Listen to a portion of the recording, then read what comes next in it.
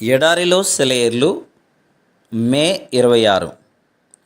బావి ఉబుకుము దాని కీర్తించుడి. సంఖ్యాకాండము 21వ అధ్యాయము 17వ వచనం. ఇది చాలా వింతైన పాట. ఇది వింతైన బావి. ఇశ్రాయేలీలు ఎడారి దారుల్లో నడిచి వస్తున్నారు. కనుచూపు మేరలో నీళ్లు లేవు. దాహంతో నోరెండిపోతుంది. అప్పుడు దేవుడు మోషేతో ఇలా చెప్పాడు, ప్రజలను సమకూర్చు, నేను వాళ్ళకి నిలుస్తాను.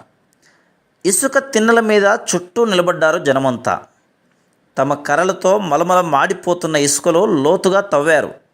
తవ్వుతూ పాట పాడారు, బావి ఉబుకుము దానిని కీర్తించుడి. చూస్తుండగానే బుడబుడమని శబ్దంతో నీళ్లు పైకి ఉబికి ఆ గుంటను నింపి పొర్లి పారినాయి. వాళ్ళు ఎడారిలో నేలను త్రవ్వారు. అలా త్రవ్వుతూ భూగర్భంలో పరుగులెడుతున్న ప్రవాహం వరకు వెళ్ళారు. ఎంతో కాలంగా కంటికి కనిపించని ప్రవాహాలను చేరుకున్నారు. ఇది ఎంత మనోహరమైన దృశ్యం!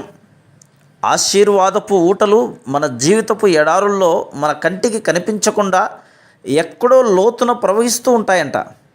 మనం విశ్వాసంతోనూ స్తుతి కీర్తనలతోనూ త్రవ్వుతూ వెళ్ళగలిగితే ఎండిన ఎడారుల్లో కూడా మన అవసరాలకేమీ లోటు ఉండదు. ఈ ఊటలోని నీళ్లను వాళ్ళు ఎలా బయటికి తీస్తారు? స్తుతి పాటల ద్వారా తమ విశ్వాస గీతాలు ఆ ఇసుకపై పాడారు. వాగ్దానాలనే దుడ్డుకర్రలతో ఆ బావిని త్రవ్వారు. మన స్తుతికి ఎడారుల్లోని ఊటల్ని తెరిచే శక్తి ఉంది.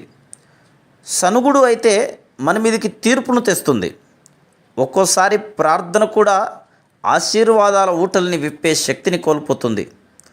స్తుతి తప్ప దేవుణ్ణి సంతోషపెట్టేది మరొకటి లేదు.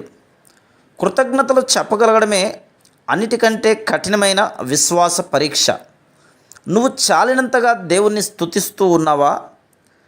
అసంఖ్యాకంగా నీపై కురుస్తున్న కంటికి కనిపించే ఆశీర్వాదాలకై దేవునికి కృతజ్ఞతలు చెబుతున్నావా? శ్రమలలాగా కనిపిస్తూ వాస్తవానికి ఆశీర్వాదాలైన వాటికై దేవునికి కృతజ్ఞతాస్తుతులు చెల్లించే విశ్వాసము నీకుందా?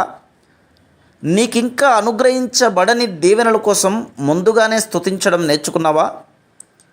విడుదల కోసం వేచి ఉన్నావా? నా హృదయమా, ఎంతో కాలంగా నీ విడుదల నీ స్తుతి పాటల్లోనే వేచి ఉంది తెలుసా నీకు? నిట్టూర్పుకు విడుదల ఎంతో దూరం లేదు. కట్టిన నీ కాళ్ళ గొలుసులు ఇట్టే విడిపోతాయి.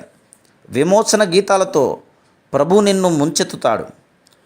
Praise the lord.